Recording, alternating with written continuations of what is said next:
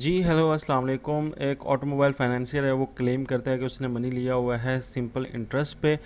मगर simple interest का हिसाब ये है कि हर 6 मंथ बाद जो प्रिंसिपल अमाउंट है वो कैलकुलेट की जाती है ऑन द इंटरेस्ट अमाउंट। ठीक है, तो इंटरेस्ट अमाउंट भी प्रिंसिपल अमाउंट के अंदर ऐड कर दी जाती है।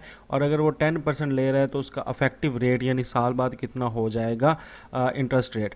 तो सिंपल से एक पॉइंट्स ज़हन में रखें कि मिसाल के तौर पे अगर एक बंदा लेट सपोज उसने क्या है ना परसेंटेज में दिया हुआ है ना, तो इस ऐसे मौक़ों पे हम प्रिंसिपल अमाउंट क्या ले लेते होते हैं, 100 ले लेते हैं। ठीक है, लेट सपोज कि अगर 100 रुपये उसने लिए हैं, ठीक है, और 100 रुपये के ऊपर उसका साल बाद जो मतलब 6 मंथ के बाद जो उसका इंटरेस्ट रेट लग रहा है ना, साल का जो इंटरेस्ट रेट लग रहा है वो 10% लग रहा है। ठीक है, तो इसका आप रेट आप बता देंगे 10% लग रहा है। ठीक है, और टाइम ड्यूरेशन कितना है जी, 6 मंथ हमारे पास है, तो टाइम हम लगा लेते हैं यहाँ पर 6 मंथ। तो 6 मंथ को अगर ईयर्स में करें तो ये हाफ ईयर बनता है। आपने हमेशा जब भी ये सिंपल इंटरेस्ट का क्वेश्चन करना है तो ये जो मंथ्स हैं वो आपने ईयर में रखने हैं। तो 6 मंथ की बात हो रही है तो ये हाफ ईयर हो जाएगा। ठीक है, तो अब आपने सिंपल इंटरेस्ट निकालना है कि इसके ऊपर सिंपल इंटरेस्ट यानी कितने पैसे इसके ऊपर अजाफी देने पड़ रहे हैं। ठीक है, तो ये सिंपल इंटरेस्ट होता है। तो सिंपल इंटरेस्ट का हम पहले फर्स्ट 6 मंथ का निकाल लेते हैं। तो फर्स्ट 6 मंथ का जो इंटरेस्ट है वो कितना बनेगा। ठीक है, तो वो बनेगा सिंपल इंटरेस्ट कितना बनेगा, ये देखें, फार्मूला है पी ज़रब आर ज़रब टी तकसीम 100। ठीक है, ये आपने जेन में रखना है फार्मूला। पी से मतलब है प्रिंसिपल अमाउंट, जो मैंने यहाँ पे लेट सपोज किया 100 है, क्योंकि परसेंटेज में बात हो रही है तो ये मैंने 100 डाल ली। ठीक है, और आर क्या है, 10% है, ये इसने बताया हुआ है तो मैंने यहाँ पे 10 लगा दिया। ठीक है, और टी कितना है, हाफ ईयर है, आधा साल है, तो ये 1/2 लगा लिया, 6 मंथ है ना। और यहाँ पे इसके नीचे क्या लग जाएगा, ये वाला 100, तो ये मैंने 100 लगा लिया, तो ये 0 0 से कट गया, 0 0 से कट गया, 2 1 ज़ा 2 2 5 ज़ा, तो ये आपके पास आ जाएगा RS5 यानी 5 रुपये उसके पास जो है वो उसके लगेंगे। ठीक है, 6 महीने बाद।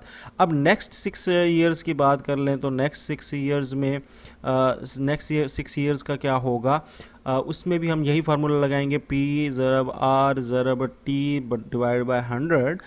मगर इसमें ये होगा कि इसने यहाँ पे ये बात किया है कि जो अगले 6 मंथ्स का जो कैलकुलेट होगा ना, तो अगले 6 मंथ में ये 5 उस प्रिंसिपल अमाउंट में ऐड हो जाएंगे। तो पहले हमारे पास प्रिंसिपल अमाउंट कितनी थी, 100 थी ना, तो अब 100 में ये 5 ऐड हो जाएं तो वो कितना बनता है, 105। यानी अब 6 मंथ बाद उसकी जो प्रिंसिपल अमाउंट है वो उसमें वो जो इंटरेस्ट लगा है 6 मंथ का वो ऐड हो जाएगा, तो इसलिए मैंने ये 105 लिखा है।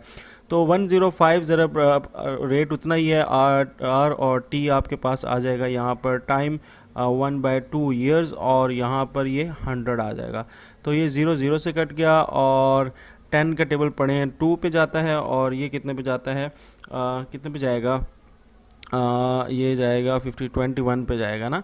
तो ये आ जाएगा 21/4, और इसको सॉल्व कर लें 21/4 को, 5 पे गया 20, और 1 आ गया नीचे, पॉइंट लग जाएगा, 0 पे गया तो 2 और 8, और ये 20 पे जाएगा, 5 पे आ जाएगा, 5.25 आ गया ना।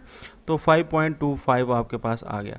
तो अब यहाँ पर देखें कि साल में इसकी कितने लग गए हैं, टोटल ये 5 रुपये लगे हैं, और यहाँ पे 5.25 रुपये लगे हैं। ठीक है, तो ये आ जाएगी अमाउंट इस इधर जो टोटल हमारा आ रहा है सिंपल इंटरेस्ट, तो वो हो जाएगा 5 + 5.25।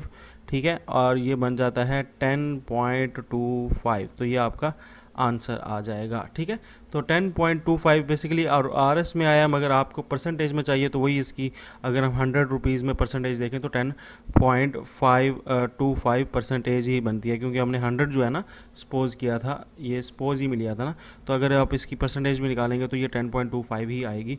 तो आंसर इज़ 10.25। ठीक है, आई होप सो कि ये आपको क्वेश्चन समझ आ गया होगा।